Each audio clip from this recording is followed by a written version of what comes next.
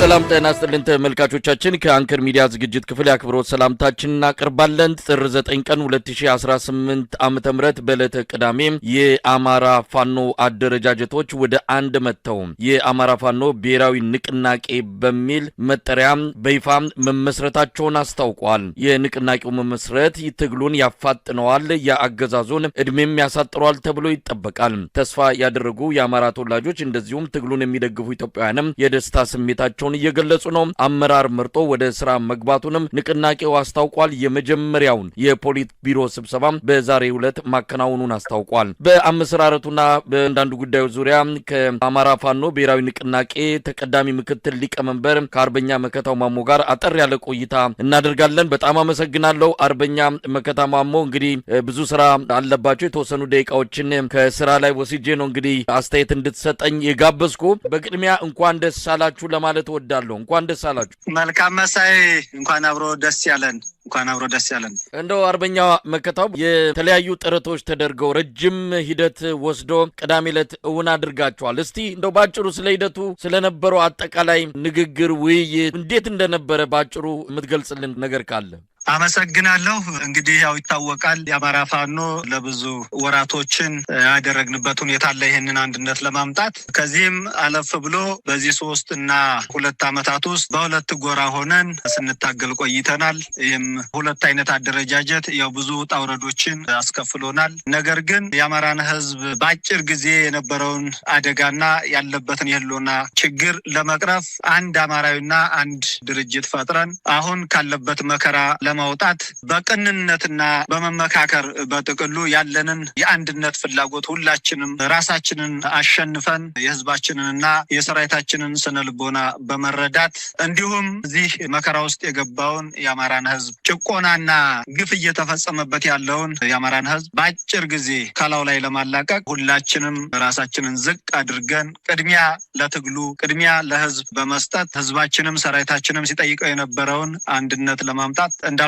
በቅንነት በፍቅር ሁላችንንም ያለውን መተቻቸት ትተን ወንድማማችነትን አስቀድመን የአማራ ፋኖ ብሔራዊ ንቅናቄ ጥር 9 ለህዝባችን ለሰራዊታችን ለመላው ለአማራ ህዝብ ለዓለም አቀፉ ማህበረሰብ ለህዝባችን ደጋፊ ይፋ አድርገናል ማለት ነው። በዚህ ሂደት ውስጥ ያው ብዙ ነገሮች ይኖራሉ። ምክንያቱም ተቋም እንደዚህ ዝም ብሎ የሚፈጠር አይደለም። ድርጅት ዝም ብሎ በአንድ ቀን የሚፈጠር አይደለም። ብዙ ውጣ ውረዶች አሉት። ይህንን ሁላ በውስጥ ያለንን ችግር ሙሉ በሙሉ በመፍታት አንድ ልብ በአንድ ሳምባ ተንፈሰን ይሄንን ትግል ለህዝባችን ይኸው ይፋ አድርገናል ማለት ነው። አርበኛ መከታው ወደ ኋላ መለስ ብሎ ሲታሰብ የተከፈለው መስዋዕትነት በግራ በቀኝ የአማራ ህዝብ እናንተም የድርጅት አመራሮችን በተለያየ መልኩ ያጣችሁበት የአማራ ህዝብ ዋጋ ከፍሎ በመጨረሻም እውን ሆኗል። እንደው ወደ ኋላ መለስ ሲባል ይሄ ቀን መርፈዱና ዋጋ ማስከፈሉን ስታስቡት ምን አይነት ስሜት ይሰጣችኋል? ይሄን ጊዜ ያህል መፍጀት ነበረበት ወይ? እንግዲህ ይታወቃል የአማራ ህዝብ በዚህ በ50 ምናምን ዓመት ውስጥ አንድ ድርጅት እንዳይኖረው አንድ ተቋም እንዳይኖረው የአማራ ህዝብ ተበታትኖ እንዲቀርና እንዲሁም እንደ ባዕድና እንደ መጤ እንዲታይ ተደርጓል። በዚህ 50 ምናምን ዓመት ውስጥ ማለት ነው። የዚህን የ50 ምናምን ዓመት ሴራ በጣጥሶ በዚህ 2 ዓመትና 3 ዓመት ውስጥ አንድ ድርጅት መፍጠር ማለት ቀላል ነገር አይደለም። አማራ ሲባል ትልቅ ህዝብ ነው፣ ህግ አክባሪ ነው። አማራ እንግዲህ ታሪኩ ብዙ መዘርዘር ይቻላል። አንዳንድ የነበሩ የልዩነት መንገዶች መፈጠር የለባቸው ነበር። እነኚህ ሙሉ በሙሉ እናምናለን። ነገር ግን ከሴራው አገዛዙም እንዲሁም ደግሞ አማራ መስለው በስምም በመናገርም የአማራን ቋንቋ በማወቅ ሁሉ ነገር አማራ ሊመስሉ ይችላሉ። በብዙ የተተበተበን ሴራ በጣጥሰን ነው በዚህ 2 ዓመት ውስጥ ያመጣ ነው ማለት ነው። ይህ ሲባል በቀላል የሚመጣ አይደለም። ብዙ መስዋዕትነትን አስከፍሏል። ብዙ ነገሮችን አሳጥቶናል። ይህም እንዳለ ሆኖ ግን ከነበረበት የአማራ መከራና የአማራ ሲቃይ ከነበረበት ሴራና ትብትቦችን እንደ ሸረሪት ድር በየዙሪያው በየውስጡ ብዙ ያደሩ ሴራዎች ነበሩ። እነኛን በጣጥሶ መምጣት ቀላል አይደለም። ነገር ግን እንደ ህዝብ እንደ ታሪክም እንዳልኩት የአማራ ህዝብ ብዙ ዘመናትን ሲያስተዳድርና ህዝብን መልካስ ይዞ ሀገር ሰርቶ ከተማ ቆርቆሮ የነበረ ቢሆንም ከዚህ ከትልቅ ህዝብ ይሄንን ሁኔታዎች ማሳለፍ የለብንም ነበረ። ነገር ግን አሁን የሆነው ሆኖ በአጭር ጊዜ መሳካቱ አሁንም ከምንም በላይ ደስታ ነው ብዬ ነው ማምነው። እኔ ወደፊት ያለውን ነገር ብዙ ዋጋ ብዙ ነገሮችን እንትን ብለናል። አሁን እምንክሰውና ይሄንን በአጭር ጊዜ እስካሁን ወደ ኋላ መለስ መለስ ብለን የምናያቸውና ብዙ ነገሮች ያጣናቸውን በአጭር ጊዜ ለመካስ ነው አሁን መጣር ያለብን ብዬ ነው ማስበው። እንግዲህ የህዝቡን ስሜት የሰራዊቱን አቀባበል እንዴት አያችሁት? አንድም ግፊት የነበረው ከህዝቡ ነው፣ ሌላው ደግሞ ከራሳችሁ ሰራዊት ጭምር አንድኑን እያሏችሁ ጫና ይፈጥሩባችሁ እንደነበረ እንከታተላለን። የህዝቡና ሰራዊቱን ስሜት እንዴት መግለጽ ይቻላል በዚህ በአንድነቱ ምስረታ? እውነት ለመናገር ሁላችንም ውስጣችን ያለው ስሜት ያለው ደስታ እንዳለው ሆኖ ግን የህዝቡንና የሰራዊቱን ደስታና ፍላጎት ደግሞ ስንመለከት ያው የሚያስለቅስ ነው። እውነት ለመናገር የሚያስለቅስ ነው። እኔ በግሌ እንደ አንድ ግለሰብ ደስታውንና ስሜቱን አንድነቱ በተበሰረበት ሰዓት በየሁሉም ያለውን ቀጣና ስሜት ሳዳምጥ ያስለቅሳል። እውነት ለመናገር ተሸክሞናል ማለት ይቻላል። በቃ ህዝቡም ሰራዊቱም ተሸክሞን እዚህ እንዳደረሰን ነው የተሰማኝ በጥቅሉና እንግዲህ ይሄ ትግል የመከታ ወይም የሌላ የከበደ ያበበ ትግል አይደለም። የህዝብ ትግል ነው። የህዝብ ትግል ነው። ህዝባዊ ነው ትግሉ። እንደ ህዝብ ነው እየተጨፈጨፍን ያለ ነው። እንደ ህዝብ እንድንጠፋ ተፈርዶብናልና በጥቅሉ የህዝብ ትግል በመሆኑ ህዝቡ ደግሞ ይሄንን ሲያገኝ ይሄንን ሲጠይቅ የነበረውን አንድ ሆኑ ሲል የነበረውን አንድነት በዚህ ዕለት አንድ ሆኖ በማየቱ የተሰማውን ደስታ የገለጸበትን ደስታ እውነት ለመናገር ከምንም በላይ በጣም የሚያኮራና የሚያስደስት ሆኖ ነው ያገኘ ነው። መሳይ፣ ሌላው በዚህ አስተዋጽኦ ያደረጉ አካላት አሉ። በእርግጥ በመግለጫችሁ ላይም ምስጋና ያቀረባችሁበት ሁኔታ አለ። እንግዲህ መሳይ ያው በእኔ አቅም የሚገለጽ አይደለም። እንግዲህ የአማራ ህዝብ ነው ሊያመሰግናቸውም ታሪካቸውንም ሊገልጽ የሚችለውና እንግዲህ እንደ አንድ ድርጅት አመራር ከምንም በላይ ላመሰግን የምወደው አማራ ያው እንግዲህ ባህል አለው፣ ወግ አለው፣ እንዳልኩት መልካም ስነ ስርዓት ባለው እነኚህ ሰዎች ከአማራ አብራክ የወጡ የአማራ እንቁ ልጆችና ምሁራኖች ስለሆኑ እጅግ እኔ በእኔ ቃል አይደለም የሚገለጸው። እንግዲህ መላው የአማራ ህዝብ ይወዳቸውና ይህን ልፋታቸውን ነገ ለህዝብ ይፋ አድርጎ ሊያመሰግናቸው ይችላል ብዬ አስባለሁ። ሁሉን ነገር በማቻቻል ሁሉን ነገር በመገሰጥ ሁሉን ነገር ወደፊት የምንድንበትን አንድ እንደሆነ ሁሉን ነገር በማሳየት እንዲሁም ካላቸው ልምድ ካላቸው አሰራር በአጠቃላይ ይሄንን አንድነት ከኛ ጎንና ግንባር ቀደም ሆነው ይሄንን አንድነት ወጥተው ወርደው እውነት ለመናገር በሌሊትም በቀንም ይሄን አንድነት ለማምጣት እንቅልፋቸውንም አጥተው ስራቸው ሁሉን ነገር ትተው ነው ከኛ ጋራ በዚህ ወራት ውስጥ በአጭር ጊዜ ለህዝባችን ብስራት ለማሰማት የወጡትና የወረዱት ለማለት ነው። እኔ እንግዲህ በድርጅታችንም በሰራዊታችንም በህዝባችንም ስም ላደረጉት አስተዋጽኦ እጅግ በጣም በህዝባችን ስም ነው እኔ ምስጋና የማቀርበው። መሳይ፣ አርበኛ መከታው እንግዲህ የስልጣን ክፍፍል ተደርጎ ሁሉ ነገር ተጠናቆ አንዳንድ ሌሎች ስራዎችን እየሰራችሁ እንዳለ መረጃውን ሰምቻለሁ። ለማንኛውም የአማራ ህዝብ አንድነታችሁን ሲጠብቅ ነበር። አንድነቱ መጣ። እንደው ምን አይነት የአንድነት ድርጅት ነው አሁን የአማራ ህዝብ ያገኘው? ይሄ አዲሱ ብሔራዊ ንቅናቄን ስትገልጸው ምን አይነት ነው? ከትግልም ከተለያዩ ነገሮች አንጻር ይህንን ድርጅት እንዴት ትገልጸዋለህ? እንግዲህ ይህን ድርጅት ልገልጽበት የምችለው የአማራ ህዝብ ለረጅም ጊዜ ተበታትኖና ተነጣጥሎ በተናጠል እየተገደለና እየተጨፈጨፈ ሰሚ የለውም ነበር። አንድ ጊዜ ሆነ ሚዲያ ላይ ወጥቼ አማራ አባት የለውም ብያለሁ እና አሁንም ይሄ ድርጅት ለአማራ ህዝብ ጥላ ከለላ መዳኛ ሆኖ ወደፊት እንደ ህዝብ የሚኖርበትና እንደ ህዝብ ነጻነቱን አግኝቶ እንደ ህዝብ ሰርቶ የሚንቀሳቀስበት የአማራን ህዝብ ያቀፈ አማራን እንግዲህ ሊያሳድድና ሊገል ያሰበ አካል ሁሉ በዚህ ተቋም እንደሚዳኝ ነውና ይሄ ተቋም እንዳልኩት ለብዙ አመታት ያጣውን ነው የተወለደው ብዬ ነው የማስበው። ይሄ ድርጅት ዝም ብሎ የመጣም አይደለም፣ በደምና በአጥንት የተገነባ ተቋምና ድርጅት ነው። ይህ ደግሞ በአጠቃላይ የአማራን ህዝብ ያቀፈ እንዲሁም ቤቱን ሰርቶ ለሚኖርበት ሀገር በነጻነት የሚንቀሳቀስበት ተቋም እንደተወለደ እንደተፈጠረ ነው ይህን ተቋም የምገልጸው። እንግዲህ ለዚህ ንቅናቄ ምስረታ የአማራ ፋኖ አመራሮች ከሁሉም አቅጣጫ ያደረጉትን አስተዋጽኦ ከተመሰረተም በኋላ የሰጡትን መግለጫዎች ተመልክተናል። አርበኛ እስክንድር ነጋ የተሰጠውን ኃላፊነት ለሌላ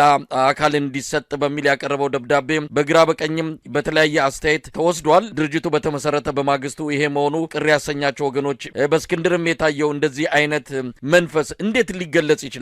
አርበኛ መከታው፣ ስለ አርበኛ እስክንድር እንኳን አይደለም እንግዲህ ትግል ተቀጣጥሎ ባለበት ሰዓት መጀመሪያ በአማራ ላይ ችግሩ ባንጃበበበት ሰዓት አማራ ታሪኩን ያድሳል ብሎ ነው የጀመረው። ከዚህ ትግሉ ጀምሮ ጀምሮ እንግዲህ አሁን ወደዚህ ወደ ህሉና ትግሉም ተተቀላቀለ ጀምሮ ሲወጣ ሲወርድ ሲለፋ የነበረበት አማራ ቤት እንዲኖረው ተቋም ድርጅት እንዲኖረው የታገለ አርበኛ ነው። በዚህ ውስጥ ብዙ አስተዋጽኦ አድርጓል። የተበታተነውን እንግዲህ ተቋም ካሁን ፊት ይታወቃል የነበረው ወደ አንድ በመሰብሰብ ነገር ግን አልሳካ ብሎ ቅድም ስላነሳ ነው ከአንድ ወደ ሁለቱ ሆኖ አሁን ደግሞ ሁለቱ ድርጅት ወደ አንድ ለመምጣት ከፍተኛ ጥረት አድርጎ ይሄ ድርጅት አንድ ሆኖ የአማራ ህዝብ መከራ የሚያቆምበትን ተቋም ለመፍጠር በጣም ከሁላችንም በላይ ነው የምለው ከሁላችንም በላይ አስተዋጽኦ አድርጓል። ምክንያቱም እንደሚታወቀው ያው የአፋሕድ ሊቀመንበር ወይም ሰብሳቢ ነበረና ይህ ደግሞ ሁላችንንም ወደዚህ ፊታችንን አዙረን ለዚህ ስራ በአግባቡ ለተቀም ብለን ሰርተን በአጭር ጊዜውን እንዲሆን የበኩሉን ለቴክኒካል ኮሚቴውም ሀሳቡን በማቅረብ መታ ያለብንን ነገሮች ሁላ እንድንተው አድርጎ ለዚህ ድርጅት በጣም ከፍተኛ አስተዋጽኦ አድርጓል ማለት ነው። ይሄ ተቋም ከተፈጠረ በኋላ ሁሉም ወደ አንድ ከመጣ በኋላ ወደ ፖሊት ቢሮ ያው የፖሊት ቢሮ ነው መጀመሪያ እንዲቋቋም እንትን ያለው ይሄ ትግል አንድ ሆኖ ማየት ብቻ ነው የምፈልገው። ይሄ ድርጅት አንድ ተቋም አንድ መርህ ፈጥሮ በአንድ መታገሉን ነው የምፈልገውና ስለዚህ ወደ ፖሊት ቢሮ ባልገባ ምንም አይነት ችግር የለም። በየትኛውም መንገድ በየትኛውም ሁኔታ ይሄንን ተቋም ላገለግል እኔ ፈቃደኛ ነኝ። ምክንያቱም እንዲፈጠር ይሄ ድርጅትም እንዲመጣ ትልቅ ድርሻም በመስጠቱ አሁንም ድርጅቴ ነው ተቋሜ ነው። ነገር ግን እንደ አንድ ግለሰብ የሚችለውንና ባለው ሁኔታ መስራት ደግሞ ይሄ ያው የግለሰብ ሁኔታ ነው የሚሆነው ምንም አይደለም። ስለዚህ ወደዚህ ወደ ፖሊት ቢሮ እንዲገባ ቀድሞውንም በእኛ ጫና ነበረ። ነገር ግን በሱ በኩል ፖሊት ቢሮ አመራርነትን የላሆኑ ለኔ ምንም አይሰራም። በቃ አመራርነቱ ምንም አይደለም። ዋናው ስራውን በየትኛውም ቦታ ሆነን ሰርተን ተቋሙን ተቋም ማድረግ ነውና የሚጠበቅብን በሚል አመራርነቱን ፍላጎት እንደሌለው ለኛም መሆን የለበትም ብዙ የሚመሩም አሉና እነኚህ ሰዎች ተካተው ይቀጥሉ በሚል ሐሳብ ሰጥቶን ነበረ። በእኛ በኩል ካለው ችሎታ ካለው የፖለቲካ ለብዙ ዘመናት እንግዲህ ይታወቃል ለብዙ አመታት ትግሎችን አድርጓል ብዙ ልምድ አለውና ከልምዱ አንፃር እንዲያግዘን እንዲያጠናክረን በሚል ጫና አድርገንበት ነበረ።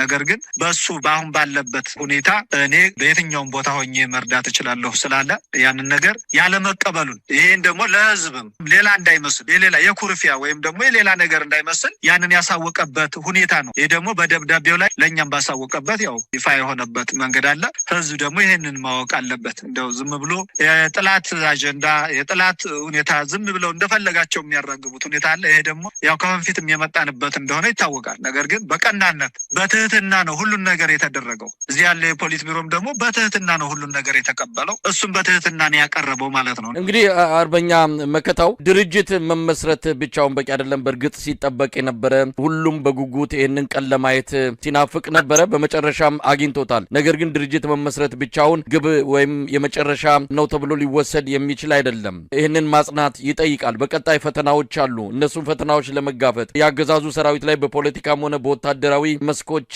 ድል በማስመዝገብ የአማራን ህዝብ ነጻ ማድረግ በጥቅልም የኢትዮጵያን ህዝብ ካገዛዙ ጭቆና ማላቀቅ የሚችል ጠንካራ ድርጅት ለማድረግ ምንድነው አሁን የምንጠብቀው? ምን እያሰባችሁ ነው? እንደሚታወቀው አማራ ያው ብዙ ምሁራን አለው ብዙ ወታደራዊ ልምድ ያለው ኃይል አለ። ተቀናጅቶ የመስራት ሁኔታ ነበረ ያልተመቻቸው። አሁን ግን ሁሉም ምሁራኑም ጦር ጠበብቱም በአጠቃላይ በዚህ ቤት ተሰባስቦ አገዛዙ እንደሚታወቀው እኛ ጊዜ ሰጠነው እንጂ እኛ ተለያይተን ጊዜ እንዲገዛ አደረግነው እንጂ ወድቋል። አገዛዙ ከወደቀ ቆይቷል። ስለዚህ ይሄ ብዙም ጊዜ ይፈጃል ብዬ አላስብም። እንደሚታወቀው በዚህ 2-3 አመት ውስጥ አለኝ የሚለው ያገዛዙ ሰራዊት ፈርሶ ምንም ዜሮ ነው ያለው ማለት ነው። ያለው ይሄው ያማራ እንደሚታወቀው ያማራው ሆዳም ካድሪ ምናምን እንዲህ ይለፈልፋል እንጂ አገዛዙ ወድቋል። ደግሞ ያማራን ትግል የሚፈልጉት ያማራን አንድነት ሲጠብቁ የነበረው በየትኛውም ያማራን ትግል መቀላቀል የሚፈልገው አካል ደግሞ በቅርብ ጊዜ ይህንን ስርዓት እየጣለ እየለቀቀ ወደዚህ ወደ አማራው ቤት ይሰባሰባል ብዬ አስባለሁ። ስለዚህ በወታደራዊም በፖለቲካዊም ተቀናጅተን ተጠናክረን እንሰራለን። በስራም እናሳያቸዋለን። ስራችንን አይተው አካሄዳችንን አይተው ደግሞ በቅርብ ጊዜ ወደኛ እንደሚቀላቀሉና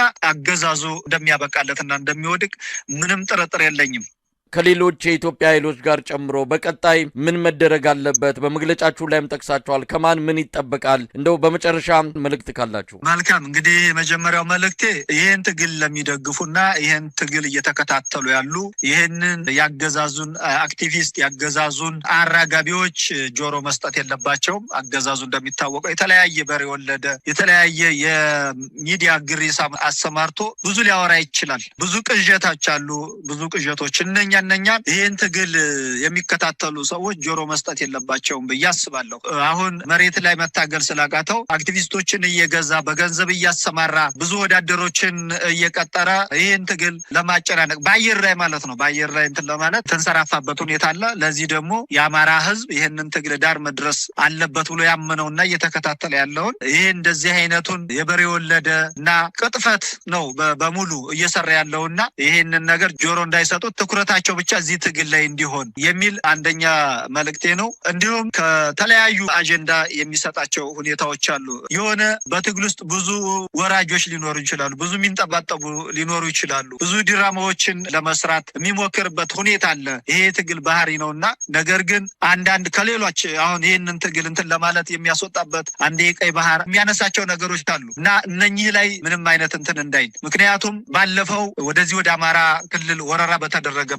ጊዜ ጌታቸው ረዳ በአማራ ህዝብ ላይ ማወራረደው ሂሳብ አለ ብሎ ነበር። ዛሬ የት ነው ያለው? አብይ ጋር ነው ያለው። በአማራ ህዝብ ላይ ሲሳለቅ የነበረው በአማራ ህዝብ ላይ ሂሳብ አወራረዳለሁ ሲል የነበረው አካል ዛሬ ነው ያለው አብይ ጋር ነው ያለው ማለት ነው። ስለዚህ አንዳንድ እየተንጠባጠቡ አጀንዳ ለመስጠት ሰራዊታችንን ለማወናበድ የሚሞክሩ እንደዚህ አይነት የሚያነሱ አሉ። በእንደዚህ ሁኔታ የተጠመዱትን ጆሮ መስጠትና ትኩረት ማድረግ የለብንም። የአማራ ህዝብ እንደ አማራ ለመዳን እንደ አማራ ተደራጅቶ ህልውናውን ማስከበር ስላለበት እዚህ ላይ ትኩረት ማድረግ እንዳለባቸው ሁሉም እንዲረዳና ይህንን ትግል እንዲደግፍ የሚል መልእክት ነው የማስተላልፈው። መሳይ እንግዲህ በቀጣይ ሂደቶች ስራዎች ገና አላለቁም። እነኝን እያስተካከል ሚዲያዎችም ሻምፕ የሚይዙበት ሁኔታም ይስተካከላል ማለት ነው። ምክንያቱም ዝም ብሎ አንድን ነገር ለመስራት ወይም ዳር ለማድረስ ፈር መያዝ አለበት ብዬ አስባለሁ። የመሰለውን የተለያየ ነገር አጀንዳ እንትን ሊል ይችላል። ሆኖም ግን ትግሉ መስመር ይዞ በሚዲያውም በሁሉ በውጭ ያለው የዲያስፖራ አካላት ሁሉም ካሁን ቀደም የተለያዩ ነገሮች ሆነው ሊሆን ይችላል። ያንን ሙሉ በሙሉ እዚህ መሬት ላይ እንደሰራ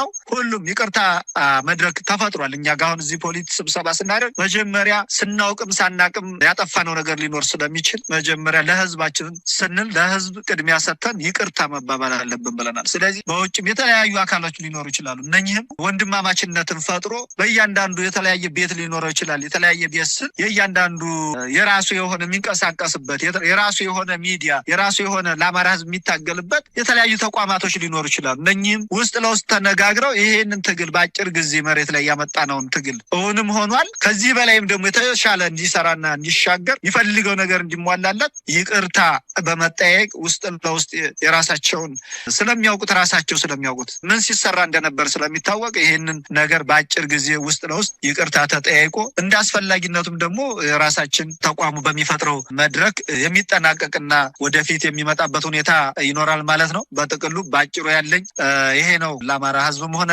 ለትግል ደጋፊዎቹ እንዲሁም ለመላው ኢትዮጵያ ለዓለም አቀፉም ማህበረሰብ ይሄንን ነው ማስተላለፍ የምፈልገው። መሳይ አመሰግናለሁ። አርበኛ መከታው ማሞ የአማራ ፋኖ ብሔራዊ ንቅናቄ ተቀዳሚ ምክትል ሊቀመንበር፣ በድጋሚ እንኳን ደስ አላችሁ። በአንከር ሚዲያ ታዳሚዎች ስም ምስጋናችንን እናቀርባለን። እግዚአብሔር ይስጥልኝ። መልካም ቀን። አመሰግናለሁ። ሰላም